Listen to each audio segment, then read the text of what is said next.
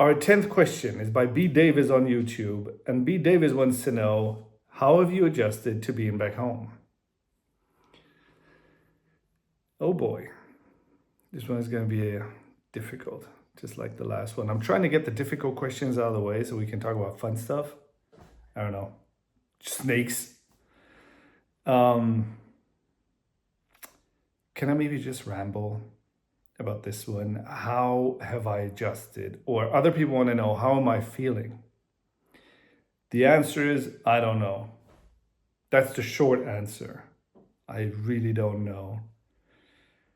There is a journalist from around here, from the region, very friendly, used to send me messages, sometimes asking questions or sending words of encouragement. And I remember about 2 or 3 days after I had arrived at home here, in this place here, in Batnendo, I remember she sent me a message asking me, so how are you feeling now that you've arrived? And I was like, honestly, I don't know. It's all so new. To which she was like, that's good that you don't know, that you're not forcing yourself to come to some sort of conclusion about your feelings. Just let it come. Don't let your expectations dictate your feelings.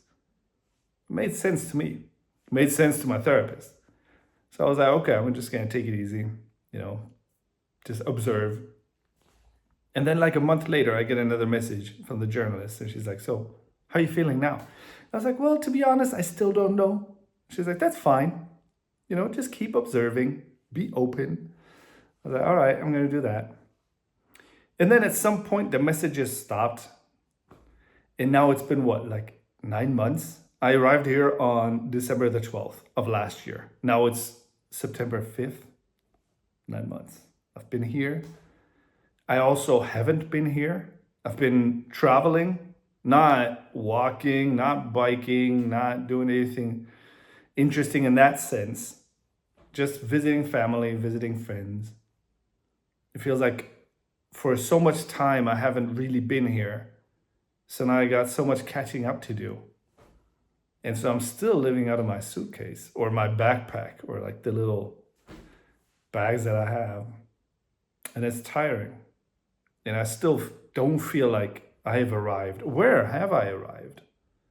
I've arrived in my childhood home, but it's not my home.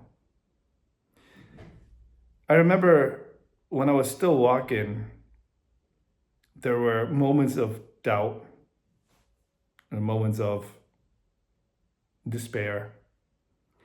And then I would think about the mission. There's a goal. I have to get home to this place here, my childhood home. And after that, I would take care of the questions of where would I live? Where would I find a little space for myself and for my carpets? I had bought these carpets, these oriental rugs in Uzbekistan, in Turkmenistan, and in Iran, presumably handmade, small ones that I could transport. And I'd send them home to here and put them in a storage. All of my belongings are in a storage here, in a small facility where I pay monthly rent. It's like 1 square meter. All of my stuff is in there. Also the carpets. And I remember walking with my hair and my beard and the despair and the happiness and the dreams. And I would think, once I get home, I'm going to find a place and I'm going to lay out my carpets. That hasn't happened. I'm still here in my childhood home, in my dad's place. I'm 42 years old and I'm staying at my dad's place. My dad is not here. He's working in another town, so this apartment is vacant. So that's kind of practical. I can just stay here for a while. Thanks, Dad. It's very nice. But that's not a solution for forever, right? And it's definitely not a solution where I want to put out my rugs and be like, well, Dad, look, I made myself at home. No, I'm just kind of staying here when I'm not out visiting friends and family. And it feels like I haven't even gotten closer to what I wanted to have, this place for myself. That place, while I was on the road, was the caboose. Me pulling my stuff on the trailer behind me, that was my place. And now, I don't know. That doesn't mean I want to go back to the road. Some people are asking me, like, do you want to go for another walk? No, I don't. It's not like I don't miss being outside and sweating and having the wind in my face, but now what I'm looking for is a place where I can put the carpets. But I don't know where. I really don't know where. And also, I don't know how, because you're going to need money for that, right? We talked about money in the last one. It's not like I couldn't, but it wouldn't be really very sustainable. I need new book deals. I need to make money from my new video. I'm working on a new weird beard hair transformation video. I hope it's going to be good. I've been working on this thing for a long time, 24/7 basically. I need to do more presentation tours. But there's a lot of anxiety around this whole thing. Like, maybe people are not going to be interested in, oh yeah, some dude walked home from China, 4 years. So yeah, now that I'm here and I'm drowning myself in work that isn't immediately paying off, because I'm just working on this one video. I'm going to talk about this video in another one of these AMAs. And the anxiety is there. And the question of where do I want to go? Where do I want to live? That's also there. And I can't say that I'm feeling bad. It's not a bad feeling, but it's also not a good feeling. It's a feeling of confusion. And sometimes there are these moments when I remember something from the road. I don't know if you've watched my little videos when I was still walking. And I would say, I will be missing this. I would be walking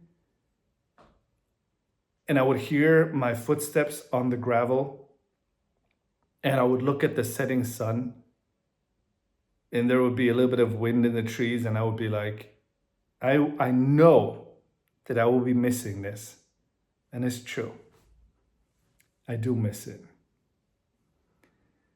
But now I need to find a place to put my carpets. So yeah, I don't know if that answers the question at all. I don't know how I'm feeling. Yeah. Thanks, B. Davis. Thanks, everyone, for sticking with me. Peace. So this was kind of stupid. I just finished editing that little video you just saw. And once I got done, in that moment, I stopped and I thought, did you even answer B. Davis's question at all? No, I didn't. I talked about my feelings, yeah. I talked about my anxiety. I talked about that I don't know where I want to live or how I'm going to live there. I talked about my carpets. I talked about me missing the road. I talked about what if nobody wants to see my new video? All of these things, but I didn't talk about the very specific question that B. Davis put forth. How have I adjusted to being back home? Right?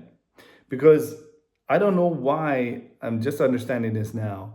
I think what B. Davis wanted to know is, after all of these years on the road, being on the mission the longest way, growing the hair and the beard, walking so much, staying in different places, camping so much, documenting everything so much. Now that everything has changed and I'm at home, has it been difficult to adjust to this new paradigm, to this new way of living? Maybe there could even be the question, do I feel understood by my surroundings? Like if I talk to quote unquote normal people, does that feel weird? I think that was a question, wasn't it? So to answer that question, I have no problem whatsoever adjusting to the situation. I enjoy sleeping in a bed or on someone's couch. I enjoy taking little walks to the supermarket, picking out an orange or an apple. I like going to the pool and swimming laps. I like walking to a friend's house. I miss the road, as I've just told you.